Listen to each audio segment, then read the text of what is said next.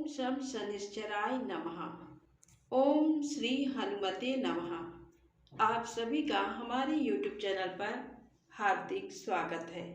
प्रिय भक्तजनों, आज शनिवार के दिन आइए सुनते हैं शनि देव महाराज की बड़ी ही पावन और दिव्य कथा। इस कथा को श्रद्धा भाव से सुनने मात्र से मनुष्य पर शनि दोष, शनि की ढैया और 7.5 का प्रभाव कभी नहीं पड़ता है।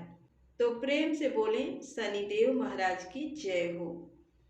न्याय के देवता कहलाने वाले शनिदेव को प्रसन्न करने के लिए शनिवार को उनकी खास तौर पर पूजा अर्चना की जाती है। दरअसल शनिवार का दिन शनि देव को समर्पित माना जाता है। कहते हैं कि शनि देवता की वक्र दृष्टि से इंसान तो क्या, सृष्टि के रचयिता भी नहीं बच सकते हैं। प्रकृति के संचालन के लिए उन्हें भी प्रकृति के नियमों का पालन करना होता है। पौराणिक कथाओं के अनुसार शनिदेव की वक्र दृष्टि से भोलेनाथ भी नहीं बच सके थे। शनिदेव अगर किसी पर प्रसन्न हो जाते हैं तो व्यक्ति का जीवन धन धान्य से परिपूर्ण हो जाता है। वहीं अगर शनिदेव किसी पर कुपित हो जाएं तो उसके जीवन के दुर्दिन शुरू हो जाते हैं। भगवान भोलेनाथ पर शनिदेव की वक्र दृष्टि को लेकर एक पौराणिक कथा प्रचलित है। कथा के अनुसार एक बार शनिदेव अपने आराध्य भोलेनाथ के दर्शनों के लिए कैलाश पर्वत पर पहुंचे थे। उन्होंने भगवान भोलेनाथ को प्रणाम कर पहले उनसे आशीर्वाद लिया। फिर शनिदेव ने भगवान शिव को विनम्र भाव से बताया कि कल आपकी राशि में मेरी वक्र दृष्टि पड़ने वाली है। इस पर भोलेनाथ आश्चर्यचकित हुए और पूछा कि कितने वक्त के लिए शनिदेव की दृष्टि उनकी राशि में रहेगी। इस पर शनिदेव ने 1.25 प्रहर तक ऐसा रहने की बात कही। शनिदेव की बात सुनकर भगवान भोलेनाथ उनकी कुदृष्टि से बचने का उपाय सोचने लगे और अगले दिन वे कैलाश पर्वत से पृथ्वी पर आ गए। इस दौरान उन्होंने वक्र दृष्टि से बचने के लिए हाथी का रूप धारण कर लिया। सूर्यास्त के बाद जब वक्र दृष्टि का प्रहर बीत गया तो शिव जी दोबारा अपने वास्तविक रूप में आ गए और प्रसन्न होकर कैलाश पर्वत पर लौट गए। जब शिव जी कैलाश पर्वत पर पहुंचे तो वहां पहले से ही शनिदेव विराजमान थे। इस पर शिव जी ने शनिदेव को देखकर कहा कि आपकी वक्र दृष्टि का मुझ पर असर नहीं हुआ है। इस पर शनिदेव ने प्रभु से क्षमा मांगते हुए कहा कि मेरी वक्र दृष्टि के ही कारण आपको देव योनि से पशु योनि में पृथ्वी लोक पर इतने वक्त तक वास करना पड़ा है। शनिदेव की ये बात सुनकर भगवान भोलेनाथ मुस्कुरा दिए और उन्हें अपना आशीर्वाद दिया। तो प्रेम से बोले शनिदेव महाराज की जय हो। अब आइए सुनते हैं शनिवार व्रत से जुड़ी अगली पौराणिक कथा। आज के दिन जो भी मनुष्य इस व्रत को करता है या कथा का श्रवण करता है तो उन भक्तों पर शनिदेव जी के साथ साथ हनुमान जी की कृपा भी प्राप्त होती है, क्योंकि शनि दोष से परेशान मनुष्य इस दिन हनुमान जी की कथा को सुनने तथा भजन कीर्तन करने से उनकी सभी प्रकार के ग्रह और 7.5 ढैया समाप्त हो जाती है और साथ ही शनिदेव की कृपा से भक्तों को रोगों से मुक्ति मिलती है। आइए सुनते हैं एक प्रेरक कहानी। होनी बहुत बलवान है। अभिमन्यु के पुत्र राजा परीक्षित थे। राजा परीक्षित के बाद उनके पुत्र जन्मेजय राजा बने। एक दिन जन्मेजय वेद व्यास जी के पास बैठे थे। बातों ही बातों में जन्मेजय ने कुछ नाराजगी से वेद व्यास जी से कहा कि जहाँ आप समर्थ थे, भगवान श्री कृष्ण थे, भीष्म पितामह, गुरु द्रोणाचार्य, कुल गुरु कृपाचार्य जी, धर्मराज युधिष्ठिर जैसे महान लोग उपस्थित थे, फिर भी आप महाभारत के युद्ध को होने से नहीं रोक पाए। और देखते देखते अपार जन धन की हानि हो गई। यदि मैं उस समय रहा होता तो अपने पुरुषार्थ से इस विनाश को होने से बचा लेता। अहंकार से भरे जन्मेजय के शब्द सुनकर भी व्यास जी शांत रहे। उन्होंने कहा, पुत्र, अपने पूर्वजों की क्षमता पर शंका न करो। ये विधि द्वारा निश्चित था, जो बदला नहीं जा सकता था। यदि ऐसा हो सकता तो श्री कृष्ण में ही इतनी सामर्थ्य थी कि वे युद्ध को रोक सकते थे। जन्मेजय अपनी बात पर अड़ा रहा और बोला, मैं इस सिद्धांत को नहीं मानता। आप तो भविष्य वक्ता हैं। मेरे जीवन की होने वाली किसी होनी को बताइए। मैं उसे रोककर प्रमाणित कर दूंगा कि विधि का विधान निश्चित नहीं होता। व्यास जी ने कहा, पुत्र, यदि तू यही चाहता है तो सुन। कुछ वर्ष बाद तू काले घोड़े पर बैठकर शिकार करने जाएगा। दक्षिण दिशा में समुद्र तट पर पहुंचेगा। वहां तुम्हें एक सुंदर स्त्री मिलेगी, जिसे तू महलों में लाएगा और उससे विवाह करेगा। मैं तुमको मना करूंगा कि ये सब मत करना, लेकिन फिर भी तुम ये सब करोगे। इसके बाद उस लड़की के कहने पर तू एक यज्ञ करेगा। मैं तुमको आज ही चेता रहा हूँ कि उस यज्ञ को तुम वृद्ध ब्राह्मणों से कराना, लेकिन वह यज्ञ तुम युवा ब्राह्मणों से कराओगे। और जन्मेजय ने हंसते हुए व्यास जी की बात काटते हुए कहा कि मैं आज के बाद काले घोड़े पर ही नहीं बैठूंगा, तो ये सब घटनाएं घटित ही नहीं होंगी। व्यास जी ने कहा कि ये सब होगा, और अभी आगे की सुन। उस यज्ञ में एक ऐसी घटना घटित होगी कि तुम उस रानी के कहने पर उन युवा ब्राह्मणों को प्राण दंड दोगे, जिससे तुझे ब्रह्म हत्या का पाप लगेगा और तुझे कुष्ठ रोग होगा, और वहीं तेरी मृत्यु का कारण बनेगा। इस घटनाक्रम को रोक सको तो रोक लो। वेदव्यास जी की बात सुनकर जन्मेजय ने एहतियात बस शिकार पर जाना ही छोड़ दिया। परंतु जब होनी का समय आया तो उसे शिकार पर जाने की बलवती इच्छा हुई। उसने सोचा कि काला घोड़ा नहीं लूंगा, पर उस दिन उसे अस्तबल में काला घोड़ा ही मिला।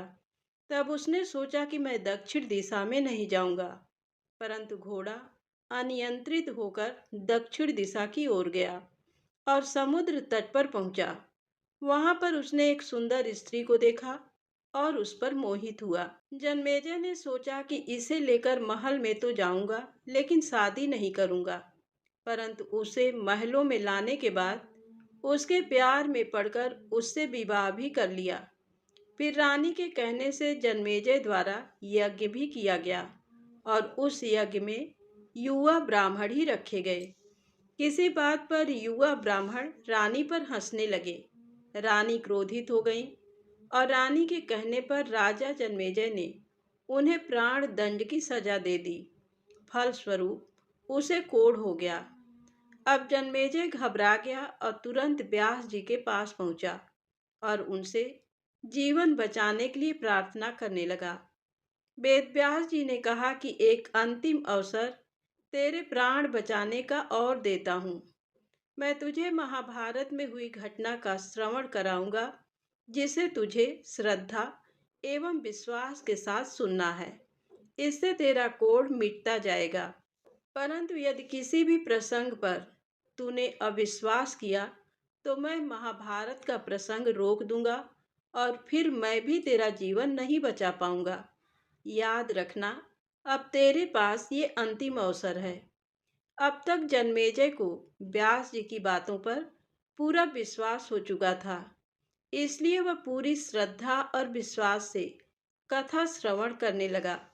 व्यास जी ने कथा आरंभ करी और जब भीम के बल के वह प्रसंग सुनाए, जिसमें भीम ने हाथियों को सूंडों से पकड़कर उन्हें अंतरिक्ष में उछाला, वे हाथी आज भी अंतरिक्ष में घूम रहे हैं। तब जन्मेजय अपने आप को रोक नहीं पाया और बोल उठा कि यह कैसे संभव हो सकता है, मैं इसे नहीं मानता। व्यास जी ने महाभारत का प्रसंग रोक दिया और कहा कि पुत्र, मैंने तुझे कितना समझाया कि अविश्वास मत करना, परंतु तुम अपने स्वभाव को नियंत्रित नहीं कर पाए, क्योंकि यह होनी द्वारा निश्चित था। फिर व्यास जी ने अपनी मंत्र शक्ति से आवाहन किया और वे हाथी पृथ्वी की आकर्षण शक्ति में आकर नीचे गिरने लगे। तब व्यास जी ने कहा, ये मेरी बात का प्रमाण है। जितनी मात्रा में जन्मेजय ने श्रद्धा विश्वास से कथा श्रवण की, उतनी मात्रा में वह उस कुष्ठ रोग से मुक्त हुआ।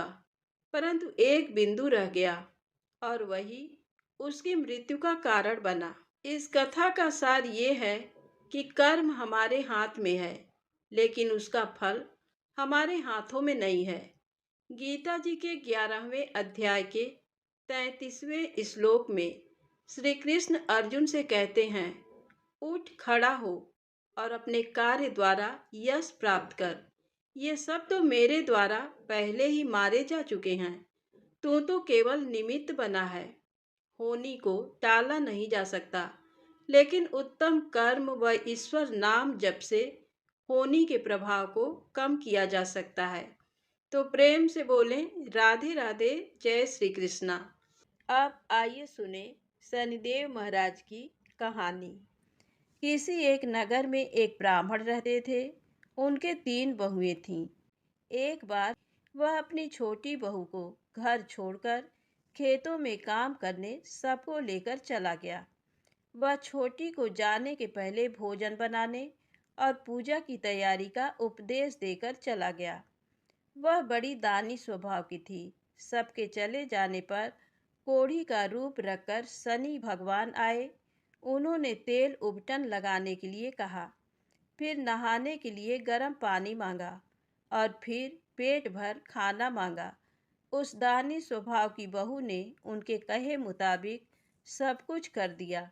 उन्होंने खूब डटकर भोजन किया और पत्तल को मोड़कर छप्पर में खोस गए। शाम को परिवार के सभी लोग आए। सभी चीजें तैयार थीं, केवल खाना कम था। पूछने पर पता लगा कि बहू ने एक भिखारी को खिलाया था। ब्राह्मण ने उससे असंतुष्ट होकर दूसरे शनिवार को बड़ी बहू को घर में रखा और सब लोग खेतों में काम करने चले गए। उसी भांति शनि भगवान आए और वही सब मांगा, पर बड़ी बहू ने कह दिया, हमारे यहाँ कुछ नहीं है। शनि देवता ने कह दिया तो ऐसा ही हो, और चले गए। वापस आने पर ब्राह्मण ने देखा कि कुछ भी तैयार नहीं था और भोजन गायब हो गया था। अगले शनिवार को मझली बहू को घर पर रखा और उसने भी बड़ी की तरह ही किया। शनि देवता ने उसे भी वैसा ही शाप दिया और चले गए। चौथे शनिवार को फिर छोटी बहू को रखा गया। उसने पहले की ही भांति शनि देवता के आने पर किया। शनि देवता अपनी जूठी पत्तल छप्पर में फिर खोसकर चले गए। घर वापस आने पर सबने देखा कि घर अच्छी अच्छी चीज़ों से जगरमगर हो रहा है। रसोई में नाना प्रकार के व्यंजन, मिठाई, पकवान बने हुए रखे हैं। सबको बड़ा आश्चर्य हुआ कि निर्धनता में भी ये सब कैसे बन गया। बहू ने बतलाया, कोढ़ी आया था, उसकी कुछ सेवा कर दी थी और भोजन करा दिया था। ब्राह्मण समझ गया कि शनि देवता आए थे, उन्हीं की कृपा से ये सब हुआ। उसने अपना घर देखना शुरू किया तो छप्पर में खोसे हुए पत्ते मिले, जिनमें हीरा जवाहरात भरे थे। बहू ने बतलाया, ये तो भिखारी की जूठन है। शनि भगवान की कृपा से उनके घर में धन संपत्ति भर गई। हे शनि देवता, जैसे छोटी बहू पर कृपा की, वैसे सब पर करना। कहानी कहने वालों पर भी, कहानी सुनने वालों पर भी।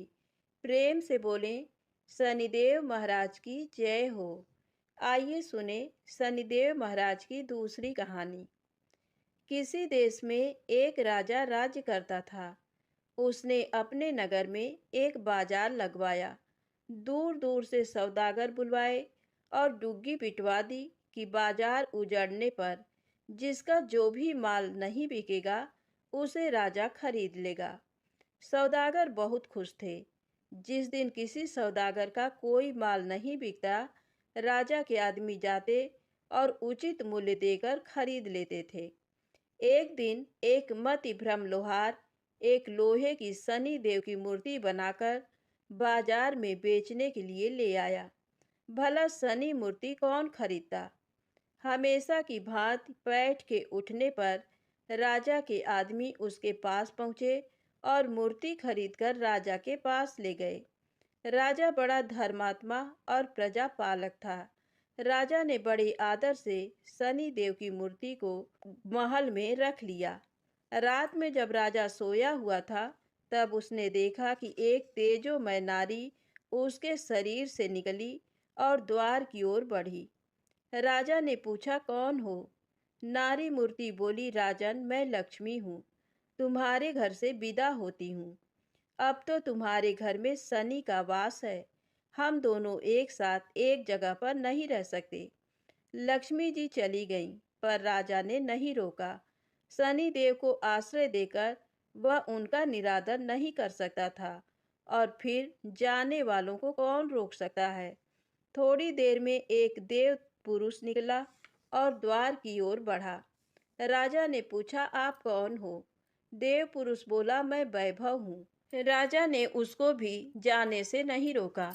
इसी प्रकार धर्म, धैर्य, क्षमा आदि अन्य गुण भी एक एक करके राजा के पास से चले गए, पर राजा किसी को नहीं रोका। अंत में जब सत्य जाने लगा, तो राजा ने पूछा, तुम कौन हो देव पुरुष।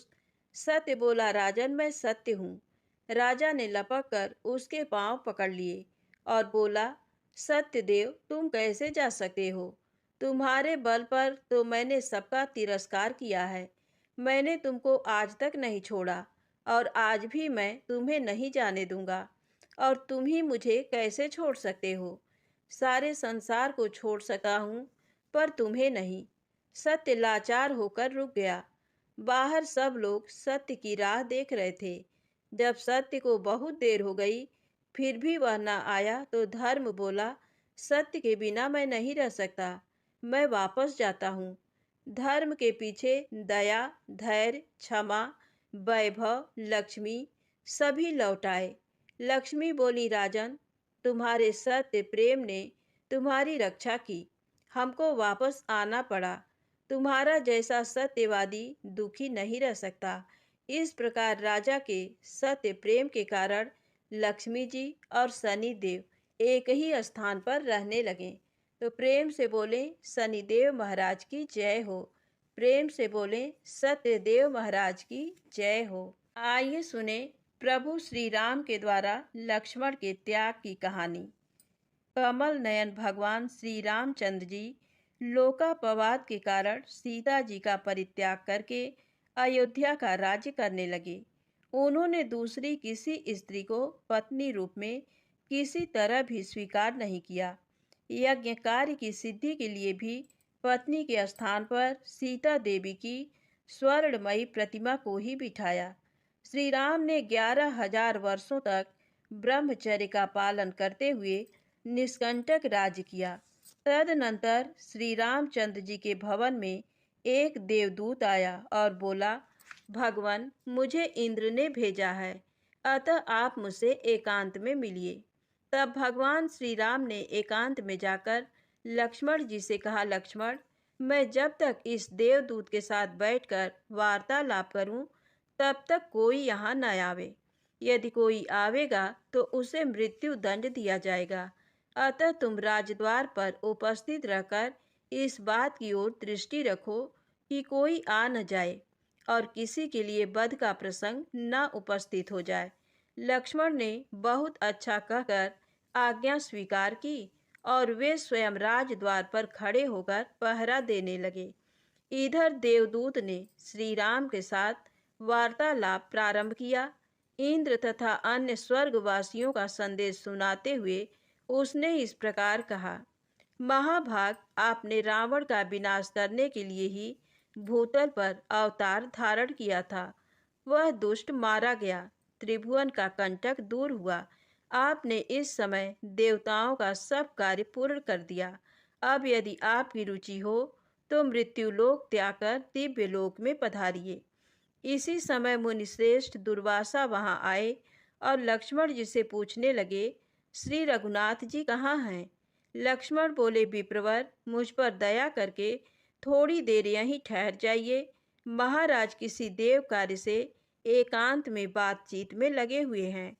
दुर्वासा बोले, यदि अभी मुझे राजा श्री रामचंद्र जी दर्शन नहीं देंगे तो मैं समस्त रघुकुल को शाप देकर भस्म कर डालूंगा। ये सुनकर लक्ष्मण जी ने मन ही मन दुखी होकर कुछ विचार किया और स्वयं श्री रामचंद्र जी के समीप जाकर हाथ जोड़ साष्टांग प्रणाम करके कहा, देव, मुनिश्रेष्ठ दुर्वासा दर्शन के लिए राजद्वार पर खड़े हैं, उनके लिए क्या आज्ञा है?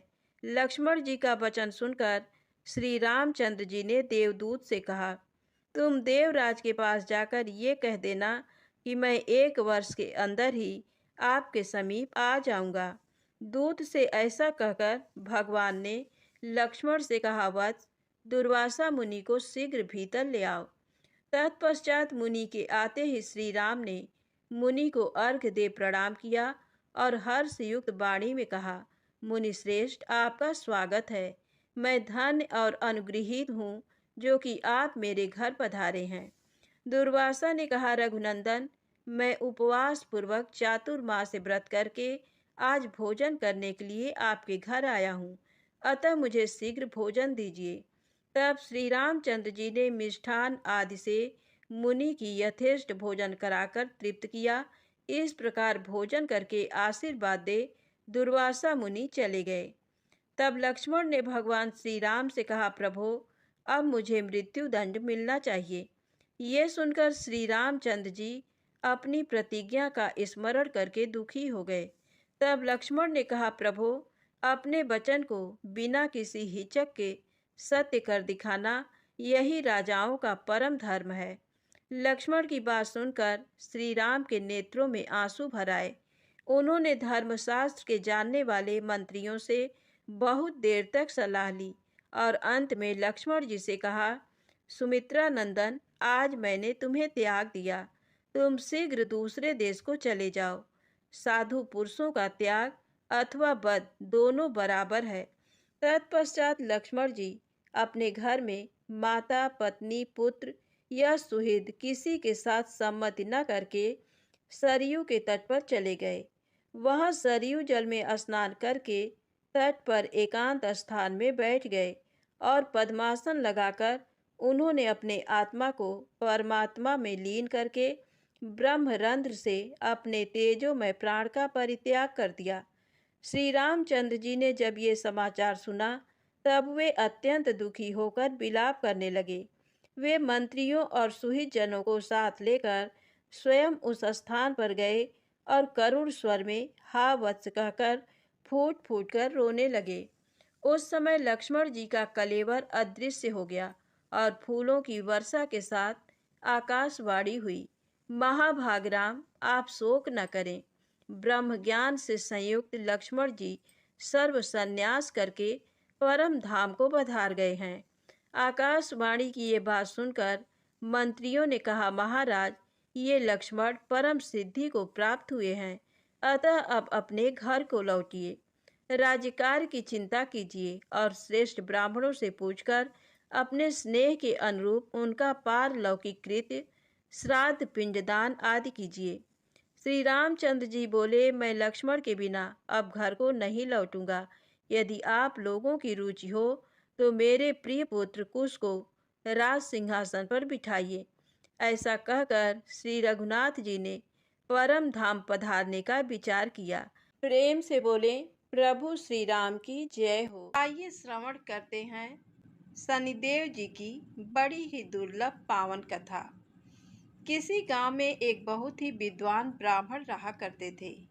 एक दिन रात्रि में उसने सपने में देखा कि एक नीला वस्त्र पहने हुए बहुत ही दिव्य पुरुष उससे कह रहा है कि हे ब्राह्मण देवता, मैं तुझे लगूंगा। अब देखिए, ये सपना उस ब्राह्मण को रोज दिखाई देता। इससे वह परेशान हो गया और दुबला पतला होने लगा। उसका स्वास्थ्य बहुत ही गिरने लगा। एक दिन उसकी पत्नी ने कहा, देखिए, मैं आपको कितना अच्छे से खिलाती पिलाती हूँ, मेवा मिश्री खिलाती हूँ, दूध मलाई खिलाती हूँ, अच्छा भोजन आहार पकाकर खिलाती हूँ, फिर भी आप इतने दुबले पतले क्यों होते जा रहे हैं? इसका क्या कारण है? प्रिय भक्तजनों, उस ब्राह्मण ने अपनी पत्नी से अपना सारा हाल बताया कि मेरे सपने में एक नीले कपड़े पहने हुए बहुत ही दिव्य पुरुष आते हैं। वे मुझसे कहते हैं कि हे ब्राह्मण, मैं तुझे लगूंगा। अब यही सोचकर मुझे भूख प्यास नहीं लगती, मैं दुबला होता जा रहा हूँ। तब ब्राह्मणी ने कहा, हे पतिदेव, मुझे लगता है कि आपको शनि भगवान दर्शन देते हैं। आपके ऊपर शनि की दशा शुरू होने वाली है, इसलिए आपको वे सचेत करते हैं। अवश्य ही वे शनि महाराज हैं। अब की बार जब दिखें तो आप उनसे कहिएगा कि आप मुझे सिर्फ सवा पहर ही लगना। प्रिय भक्तजनों, उसी दिन जब रात्रि होती है तो ब्राह्मण फिर से सोता है और उसके सपने में शनि भगवान दर्शन देते हैं और कहते हैं, हे ब्राह्मण, आज मैं तुम्हें लगूंगा।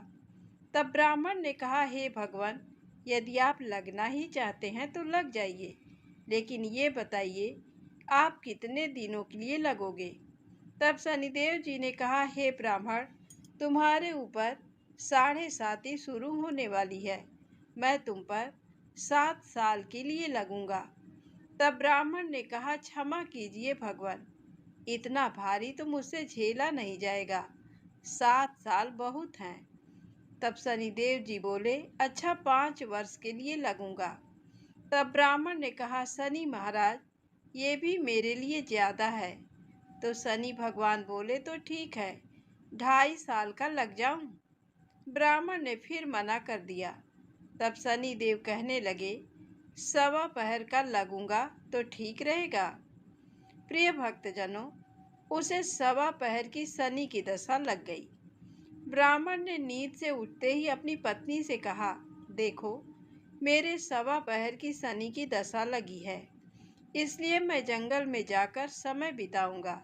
तुम मेरे खाने पीने का सारा सामान बांध दो और इस सवा पहर में कोई गाली भी दे तो उसे भी सुन लेना। ऐसा कहकर ब्राह्मण अपने घर से जंगल की ओर चल दिया। जंगल में ब्राह्मण एक पीपल के पेड़ के नीचे बैठ गया और हनुमान जी का पाठ करने लगा। एक पहर बीत गया तो ब्राह्मण ने सोचा, बाकी का समय तो रास्ते में ही बीत जाएगा, और वहां से चल दिया। और रास्ते में चलते हुए उसे एक सब्जी मंडी दिखाई दी, तो उसने सब्जी मंडी में से एक बड़ा सा कद्दू खरीदा। कद्दू खरीदकर अपनी चादर में लपेटकर वहां से चल दिया। तभी रास्ते में शनि महाराज एक साधु का वेश बदलकर उसके पास आते हैं और कहते हैं, तुम्हारे चादर में क्या है? तो ब्राह्मण ने कहा, हे साधु महाराज, मेरी इस चादर में तो कद्दू है। साधु ने कहा, अच्छा, कद्दू है तो दिखाओ। जब ब्राह्मण ने अपना चादर दिखाया तो आश्चर्य, उसमें तो उस राज्य के राजा के बेटे का कटा हुआ सर था। ये देखते ही साधु महाराज, जो कि शनि देव जी थे, उस ब्राह्मण को लेकर राज दरबार में पहुंच गए और राजा से कहने लगे, महाराज, ये देखिए, ये दुष्ट दुराचारी आपके पुत्र की हत्या करके उसके सिर को काट के अपने चादर में लेकर घूम रहा था, इसे आप दंड दीजिए। प्रिय भक्तजनों, राजा ने जब सुना कि उस ब्राह्मण ने उसके पुत्र को मार दिया है, राजकुमार की हत्या कर दी है, तब राजा बहुत ही क्रोधित हुआ। उसने कहा, मुझे मत दिखाओ, मुझसे ये सब कुछ देखा नहीं जाएगा। हे सैनिकों, तुम इसे तुरंत ले जाओ और इसे सूली पर चढ़ा दो। जब नगर में ये समाचार हुआ कि राजा के पुत्र का सिर कट चुका है, एक ब्राह्मण ने उसकी हत्या कर दी है, तो नगर में हाहाकार मच गया और उस ब्राह्मण को सैनिक सूली पर चढ़ाने के लिए ले गए। जब फांसी पर चढ़ाने ही वाले थे, तब जैसा कि नियम होता है, मरने वाले से उसकी अंतिम इच्छा को पूछा जाता है। तो सैनिकों ने भी ब्राह्मण की अंतिम इच्छा को पूछा। सैनिकों ने कहा, हे ब्राह्मण, बताओ तुम्हारी अंतिम इच्छा क्या है। ब्राह्मण ने सोचा कि यदि किसी प्रकार कुछ समय के लिए फांसी रुक जाए तो शनि की दशा का 1.25 पहर पूरा हो जाएगा। ये सोचकर उसने कहा, भाई, मैं बचपन से नित्य बालाजी की कथा कहता और सुनता आया हूँ। आज मरने से पहले अंतिम बार कथा कह लेने दो। फांसी देने वाले सैनिकों ने उसकी आखिरी इच्छा पूर्ण होने तक फांसी को रोक दिया। कहानी कहते कहते 1.25 पहर पूरा हो गया। शनि की दशा खत्म हो गई। अब इधर देखिए, राजा का जो पुत्र था, राजकुमार, वह जंगल से शिकार खेलकर वापस राजमहल में आ गया। राजमहल में राजकुमार को देखते ही राजा बड़ा ही प्रसन्न हुआ, लेकिन मन ही मन उसे डर भी लगा। यदि उस निर्दोष ब्राह्मण को फांसी चढ़ा दिया गया होगा तो ब्राह्मण हत्या का दोष लग जाएगा। राजा ने 2 घुड़सवार को जल्दी से फांसी घर की तरफ दौड़ाया और ब्राह्मण को आदर सहित दरबार में आने का हुक्म दिया।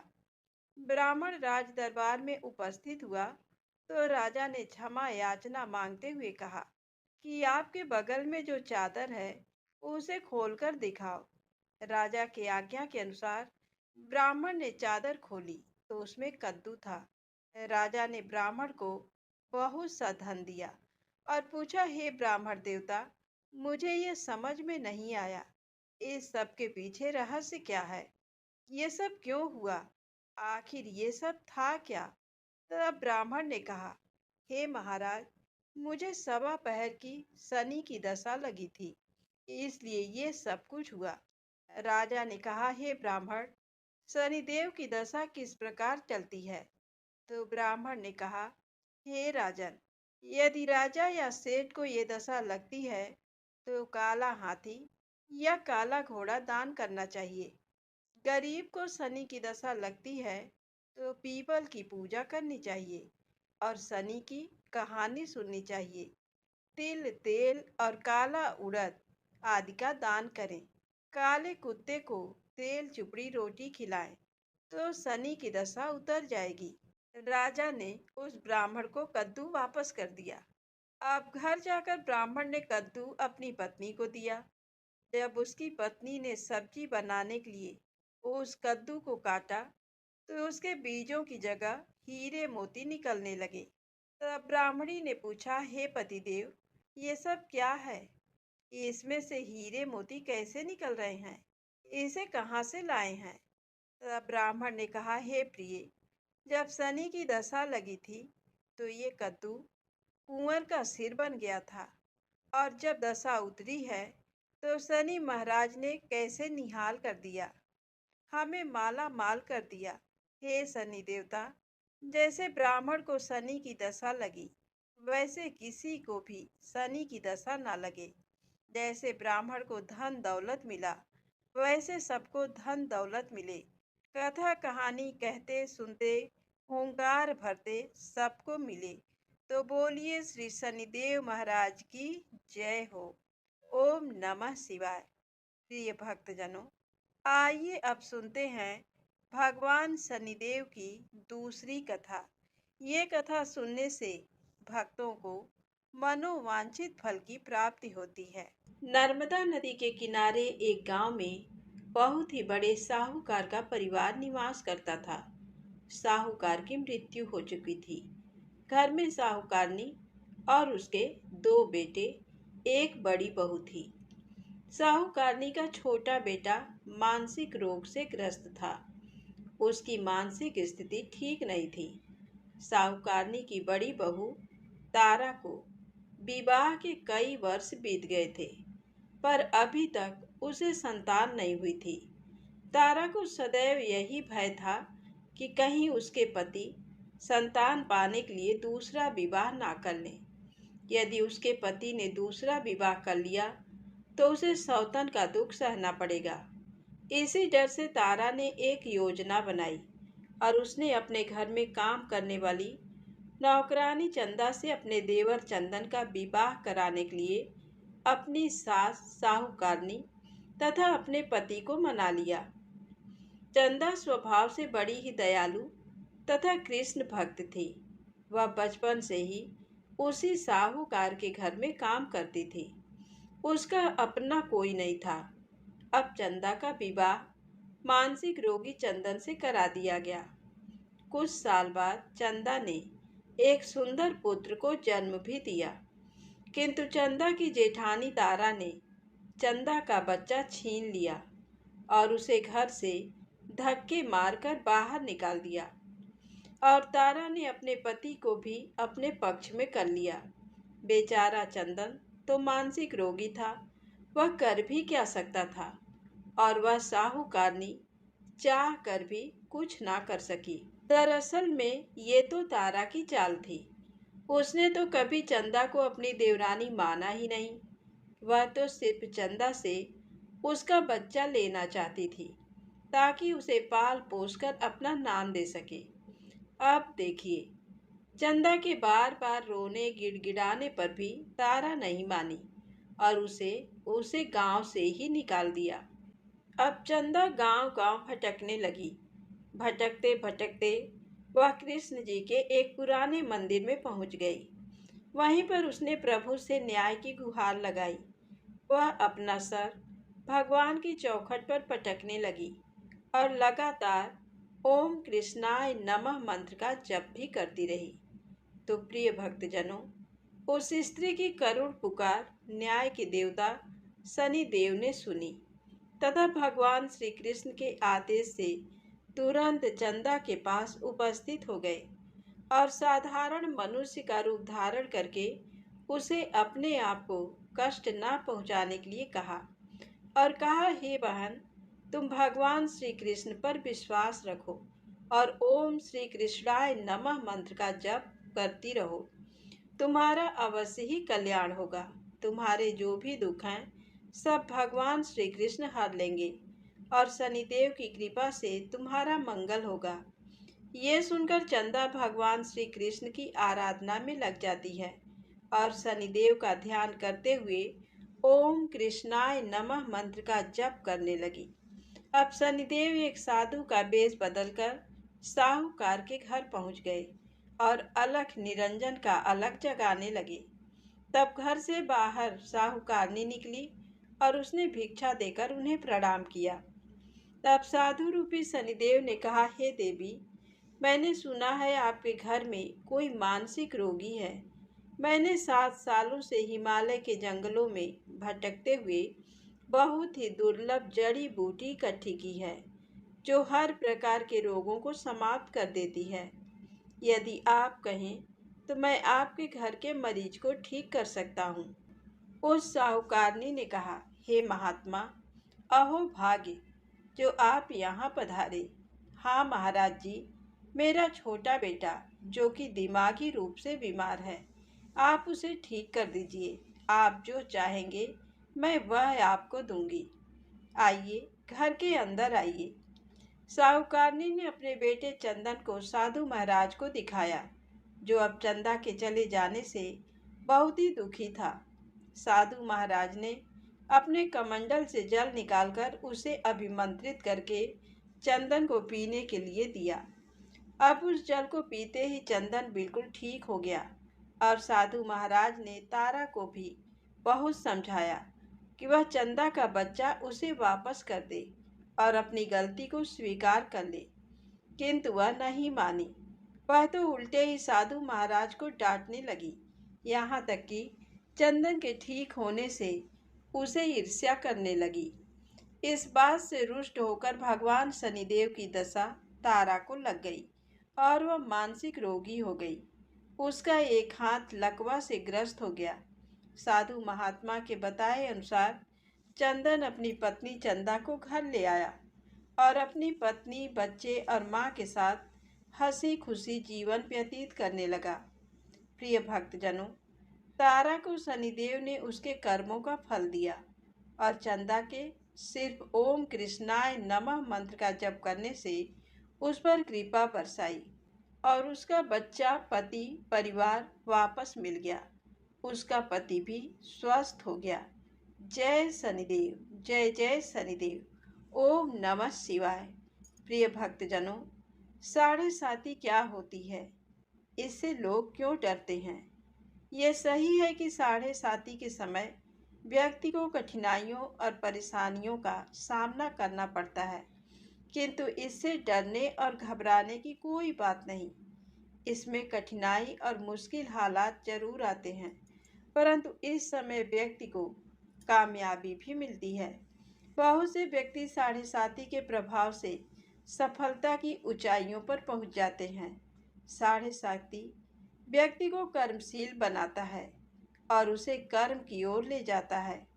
अभिमानी, हठी और कठोर व्यक्तित्व वाले व्यक्ति से ये काफी मेहनत करवाते हैं। साढ़े साती के 3 चरण होते हैं। साढ़े साती का पहला चरण नजदीकी रिश्तेदारों और जातक को प्रभावित करता है। साढ़े साती का दूसरा चरण व्यापार और गृहस्थी को प्रभावित करता है। साढ़े साती का तीसरा चरण परिवार और स्वास्थ्य को प्रभावित करता है। भगवान शनिदेव न्याय के देवता हैं। ये कभी भी किसी को ऐसे दंड नहीं देते। यदि दंड देते हैं तो उसे उसके साथ बहुत ही बड़ी शिक्षा भी देते हैं।